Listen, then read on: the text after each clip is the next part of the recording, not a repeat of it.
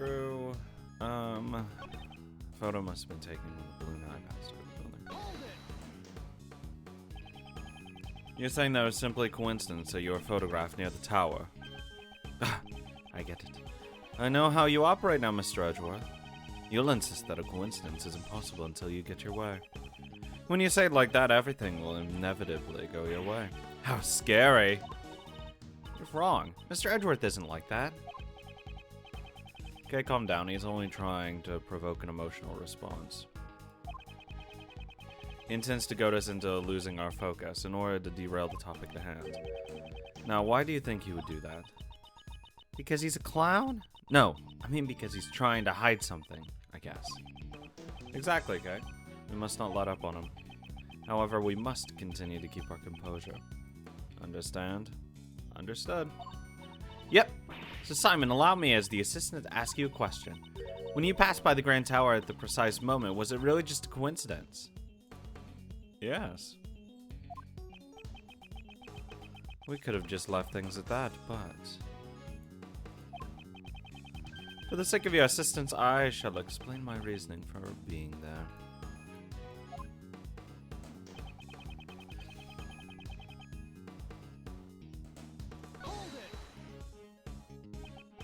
So in addition to the advertising with the balloon, maintaining the balloon is also your job. Am I wrong? You're a real stickler for the details, you know. Yeah, that's right. Ask the boss if you want. Right, boss. Yep. Simon is in charge of the cleaning and fixing and all that stuff with the balloon. I don't think anyone besides Simon has used the balloon for a while now. That confirms he was the one riding the balloon in the photo taken 2 days ago. However, if he is the mastermind, he must have used it today as well. Am I able to prove that? Looks like you're deep in thought. Is it really that hard to comprehend? Hot air balloons fly in the sky. And in other news, the sky is blue and the grass is green.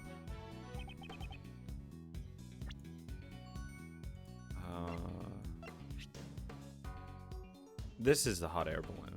Like 100%. 100% that's a hot air balloon. I wonder about that. You flew the balloon in the middle of the night, eerily close to this certain other incident. Would you say there's nothing strange about that as well? Mr. Edgeworth, isn't that like a really leading question? Wouldn't you please stop being such a naughty prosecutor? It's kind of a downer. It's a clown's job to put smiles on people's faces, after all. He ducks and weaves around my question skillfully. Very well. In that case, I will simply have to make use of a more direct attack. Still not much about the balloon. One must have been taken. I have anything else? No. There's nothing to do with that.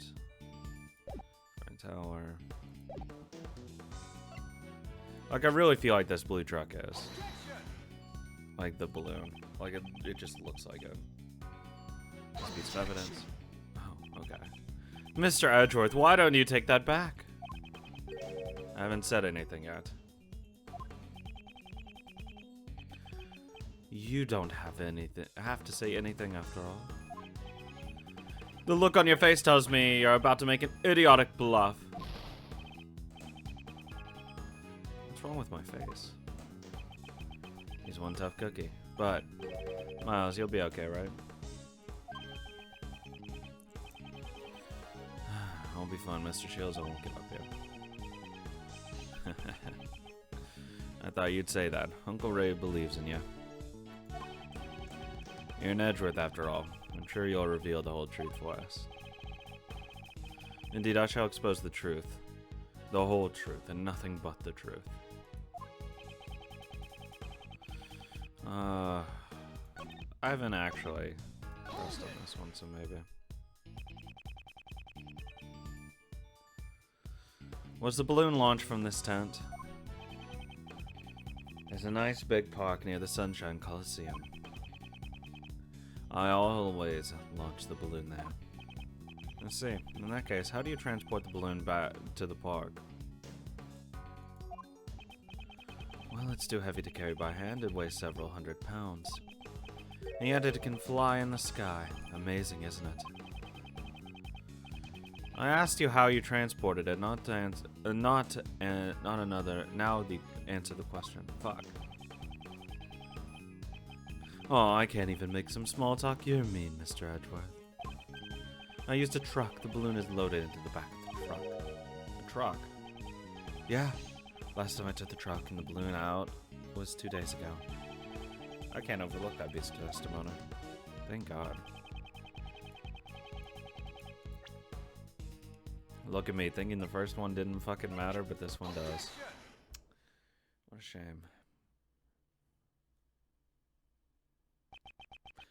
The truck you put the balloon into, was it blue by any chance? Blue? So what if it is? Today we saw a blue truck carrying a large basket. And that truck just so happened to be yours. If that truck. Then your claim that you used it 2 days ago becomes a lie.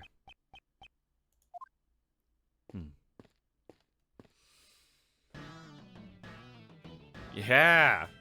Agent Lang, Emma! Come here. Mr. Edgeworth, I finally found you. I've been searching for you ever since the incident yesterday. I dashed right over here after Kay contacted me just a little while ago. Prosecutor Edgeworth, the thing you were looking for, I found it. It was placed in a blue truck at the dressing room parking lot. Nice. A blue truck, as I suspected. The truck is, without a doubt, the one I saw today. There are a number of blue trucks out there, you know. Who's to say you're not mistaking it for a different one? It's definitely that one. I got a good look at it. Huh? Mr. Edgeworth, was that? It wasn't me. Kay, words have no strength without evidence to back them up. That's Mr. Edgeworth's voice. Evidence. Present evidence. Do I have any evidence? To prove that this was the truck I saw today. Huh? What's wrong, Mr. Edgeworth? Why are you touching the truck? The truck's body is cold to the touch. It seems to have been parked here for some time. Oh my god. You can figure all that out just by touching it? What could prove that this is the truck I saw? Dusting for my fucking fingerprints, baby. I'd like to dust the truck for fingerprints. Fingerprints? What for? I don't see any point in that. Certain person's fingerprints should be left on this truck. And these fingerprints will prove this truck was parked in front of the Grand Tower today. Whose fingerprints prove this truck was in front of the tower? Miles. Edgeworth. Your fingerprints. Indeed. Earlier today, I touched a truck at the plaza in front of the Grand Tower. I'd like to dust for my prints. Emma, might I request a scientific investigation? That's what I'm here for. Just leave it to me. Alright, we're all set. Go ahead, Mr. Edgeworth. Wait, you want me to do it? Of course! Who else but Mr. Edgeworth would be up to the task? Here, I'll show you how it's done. Alright, then. Scientist, why don't you just do it to yourself? First, we sprinkle some aluminum powder over the area you want to investigate, like this. That's the screen. The powder will adhere to fingerprints, so once you've sprinkled enough, you blow it away. Blow it away? Yeah, just blow on it with your breath. Oh, God, fuck, I hate this part. God damn it. I'll kill myself. Blow the powder away by blowing into the microphone. Kill me. Got it? Yes, I think so. I guess we'll do it for real this time. Just so you know, the key point is to sprinkle the powder all over. Thank God. We got one. That's nice. Clean fingerprint. Let's run the prints against mine post haste. All right, just leave it to me. This shit like never recognizes my shit. These are definitely your fingerprints, Miles. Mr. Edgeworth. Well, it seems to me that we have just proven your statement to be a lie. Ugh. What were you doing when you were driving this truck around?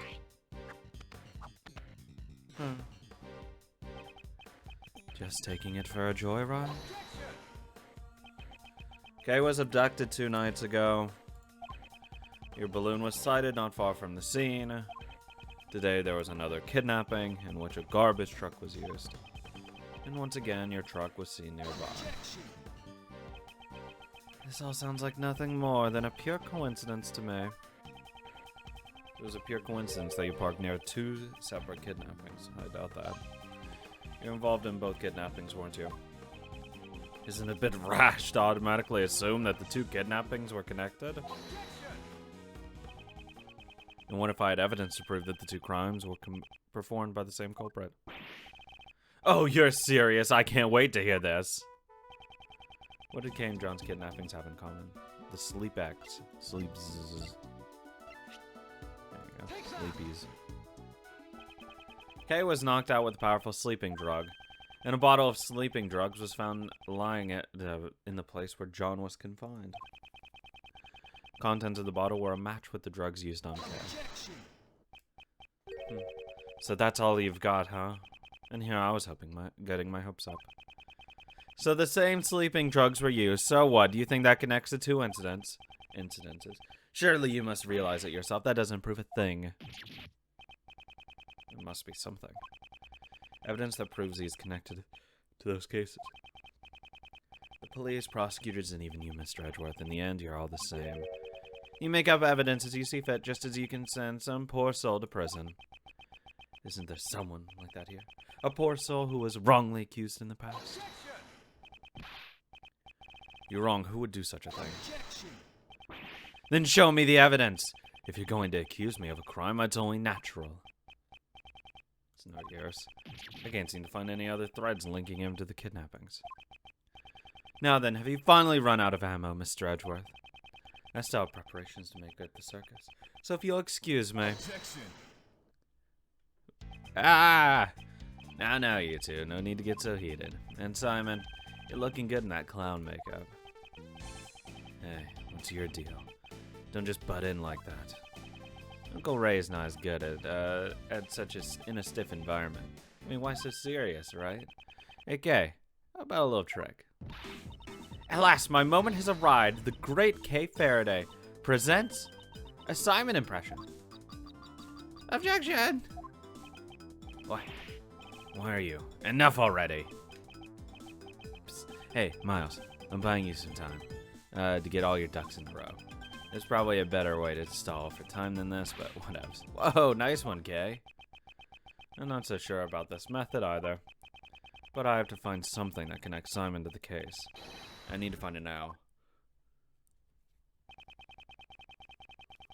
Is there evidence not related to the kidnapping that connected to the mastermind's identity? Probably. That's it. The mastermind is the same person as the young acolyte Dogen was looking for. If I can just connect the young acolyte to Simon. I mean, we already connected him through Dogen. Which piece of evidence could be connected with the mastermind's true identity? Correspondence memo.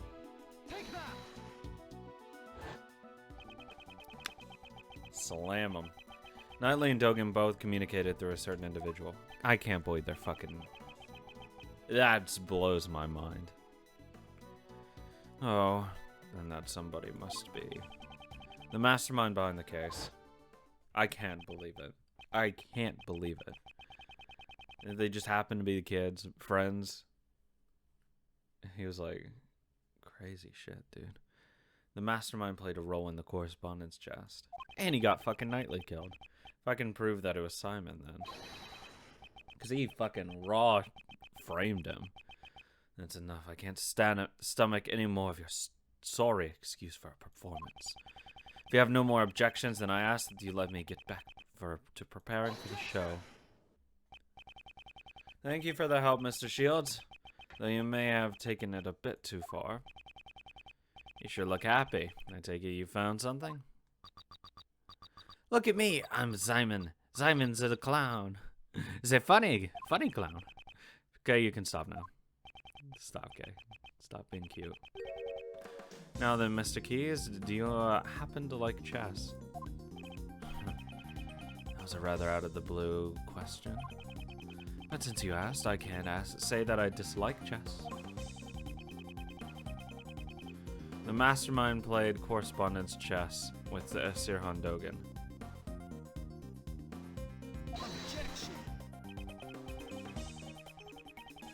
If I recall, it was Knightley who had been playing chess with Dogen, wasn't it? Are you saying that he was the mastermind?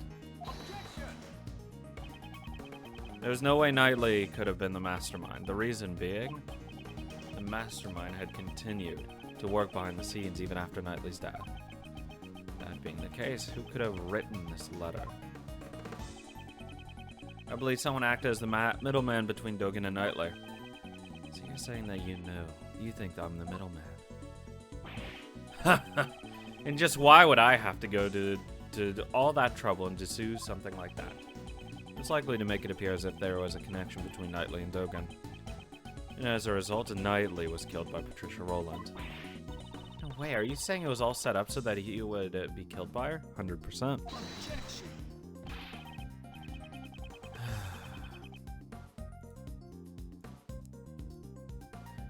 What are you saying? There's no way I could manipulate a person that far. Look at me, it takes all I have just to get the animals to perform my tricks. Only just a scrap of the letters he exchanged with Knightley still remain. It beats decisive evidence. I'd like to investigate your room. There could be a decisive. It's the letters you're looking for. You won't find any in there. I need a word processor. What? I'm the type of guy who throws his letters away as soon as he's done reading them. Where's the point in living in the past? Because if he has some way to write with Braille, it'll be a confirmation. Does that mean he's already gotten rid of the evidence? Mr. Edgeworth, everything you've said so far has been nothing more than baseless conjecture. The evidence, I'm just one step behind it. What should I do? Am I all out of moves? Without evidence, I won't allow you to cast doubt on my friendship with Knightley. Who was that? Excuse me. Miss Barry, what's on her mind? I've been listening in on what you're all saying, and, when you say Mr. Knightley, you mean Simon's friend, Mr. Knightley, right? Yes, that's correct. Does she know something? This morning, a letter arrived from Mr. Knightley. It was for Simon. Oh my god. What? What did you say? But that's impossible. Knightley's already dead. Fucking postal service. Miss Barry, please let me see that letter. Okay, here you go. Quick, open it. This is correspondence chest letter. Connected! It's the response to Dogen's last move. Now you can see the path to checkmate. I can't wait to see the look on your face. You weren't expecting to lose chess against me, right? I actually was going to say that, dude, it was in a really bad spot. The postmark says March 26th, the day before Knightley's death. Seems the letter arrived late. Since the circus moves around so much, a lot of the mail people send us arrive late. Now, why was this letter addressed to you?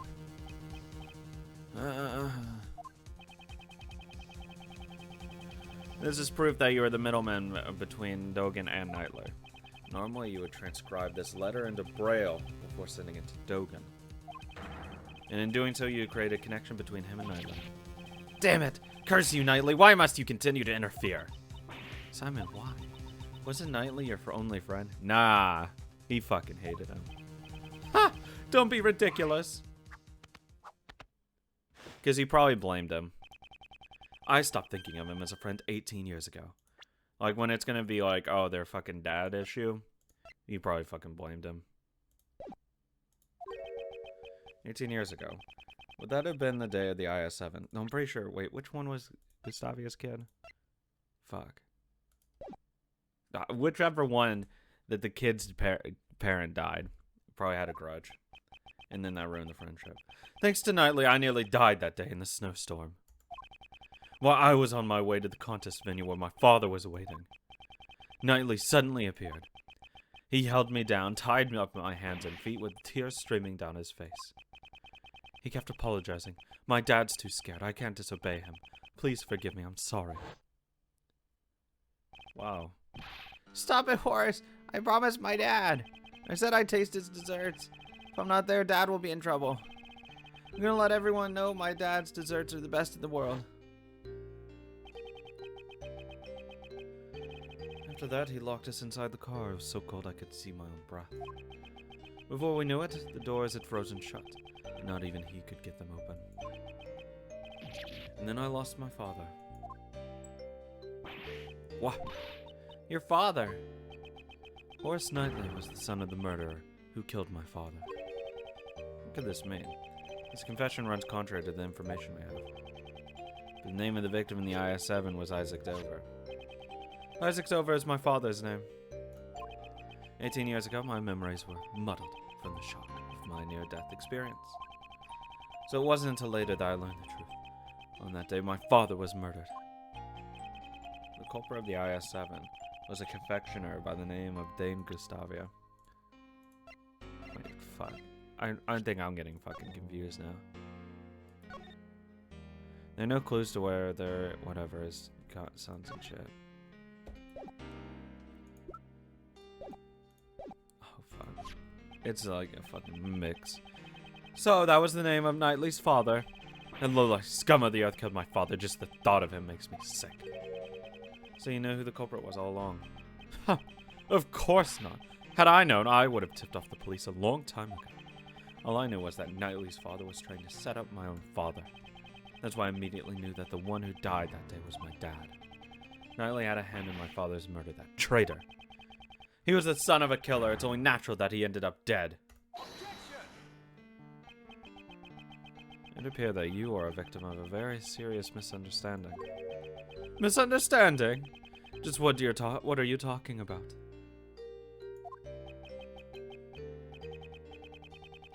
Isaac Dover at the time, he was actively working as a sculptor in France. Under the name Pierre Hoquet. Is that right? Well, I'm sorry to say I don't remember that at all. It's only natural you don't remember. After all, he's not your real father. Huh? Was that supposed to be a joke? I'm not amused. You won't be able to laugh at all once I reveal the truth to you. This piece of evidence proves that you are not Isaac Dover's son. Oh, yeah, the fucking ring.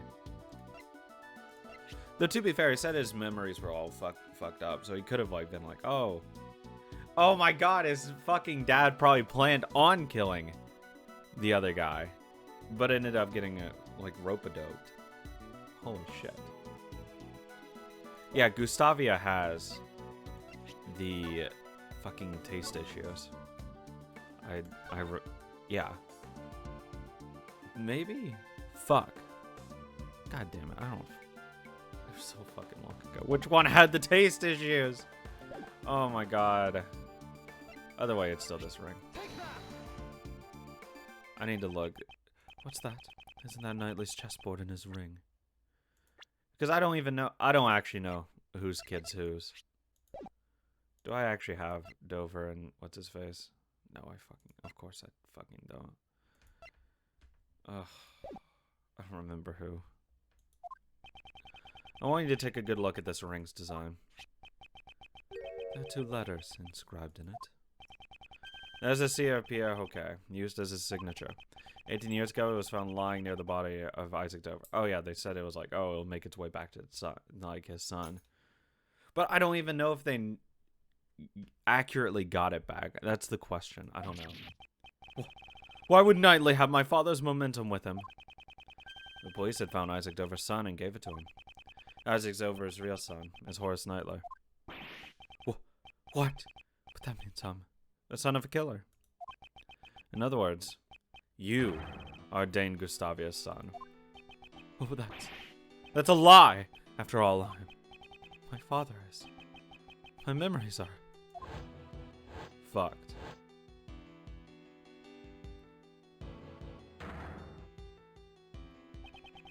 I lost my father because Knightley locked me up in the car. That's why I thought I would be fitting if he were killed as well. Really? I'll be able to see a circus show even in prison? I enjoy playing chess with you, but I'm looking forward to you performing as well. God, what a fucking shitbag. Yes, please look forward to it. Alright. You better drop by again. I'll be thinking about my next move. Oh yeah, I've left something special inside that chessboard for you. You should check it out later. Something special? I'm not quite sure what you mean, but thanks. I owe you one, Simon. Now, if only you hadn't stopped me 18 years ago, it wouldn't have been to come to this. Huh? Did you say something? No, not a word. Goodbye, Horace. After all that, you're saying it was my father who killed Knightley's. And that means, was it all for nothing? I didn't want to become some weakling who could be killed by anyone. That's why I thought I'd follow in Mr. Dogan's footsteps. This finally proves it. Simon Keyes, you are Dogan's correspondence chess partner. And the mastermind behind this case.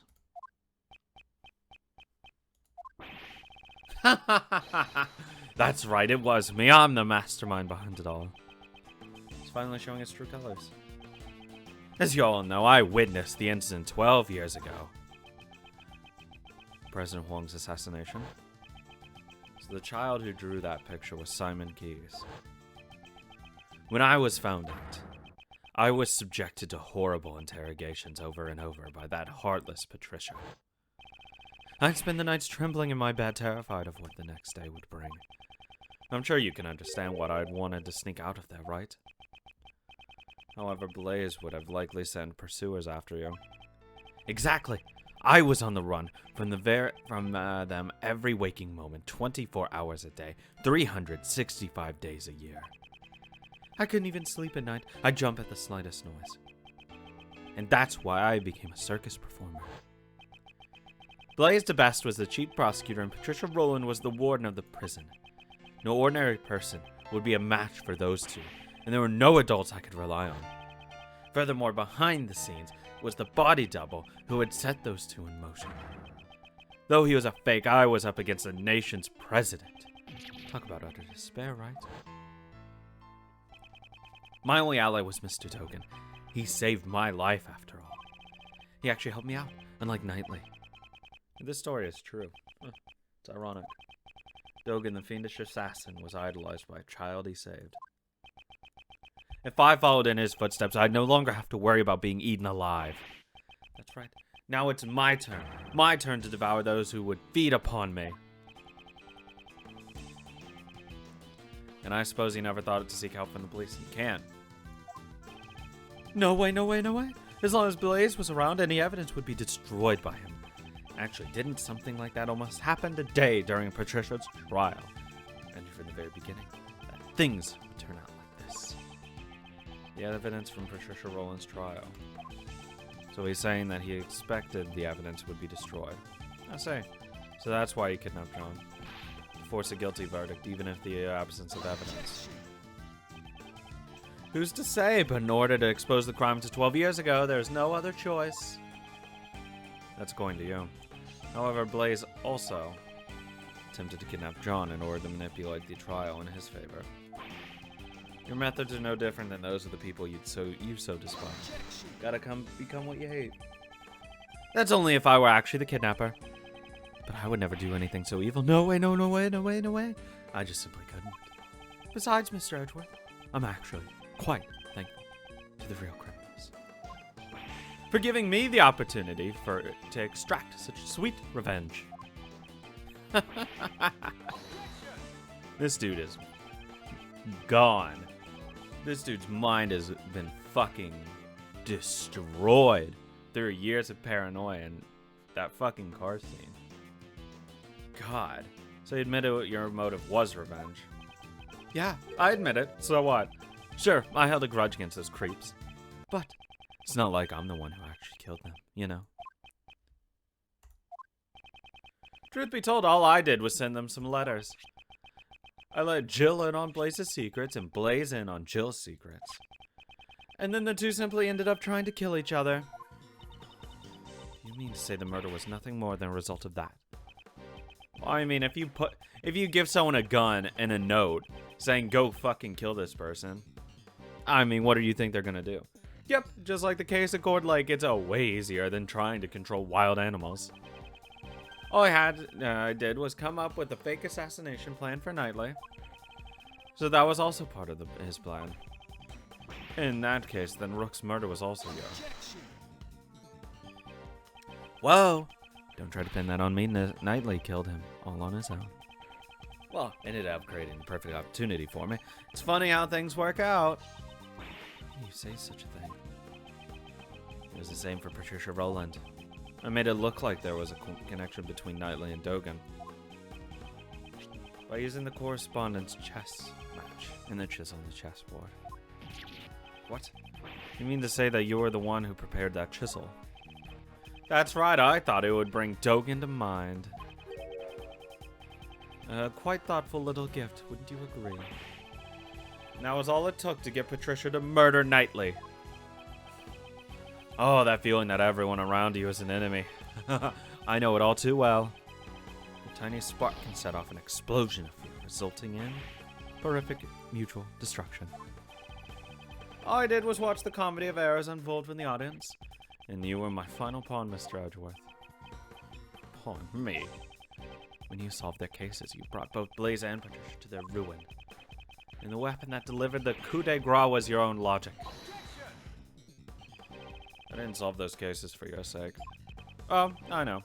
You never really cared about saving me. You just wanted to pretend to be a defense attorney, didn't you? What did you? All I had to do was go, no way, no way, no way, and act all scared. And you totally believed me. You were giving it all your all to trying to save me.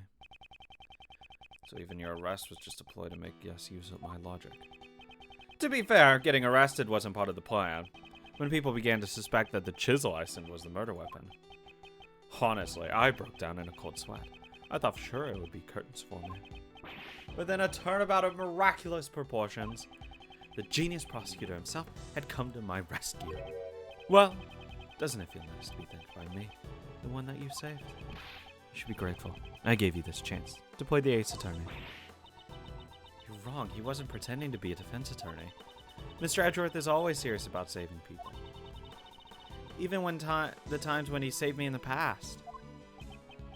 Okay. Ha! Is that so? Are you sure he's not just trying to emulate his own father, the one he admires so much? Absolutely not. That's not true at all. Now, okay. The person he's talking about now isn't Miles, but rather Simon himself. Clearly, he is not able to trust others. Yeah, obviously he's projecting. The desire to save someone other than himself is something he cannot even comprehend. Say what you want, but make sure you think about it long and hard. Sure, all my targets for revenge got what they deserved in the end. However, instigating murder. I mean, I'm pretty sure you can be found guilty if you push someone to murder someone. Much like if you encourage someone to kill themselves, you can be implicated in that as a crime. I believe it's the same thing for murder.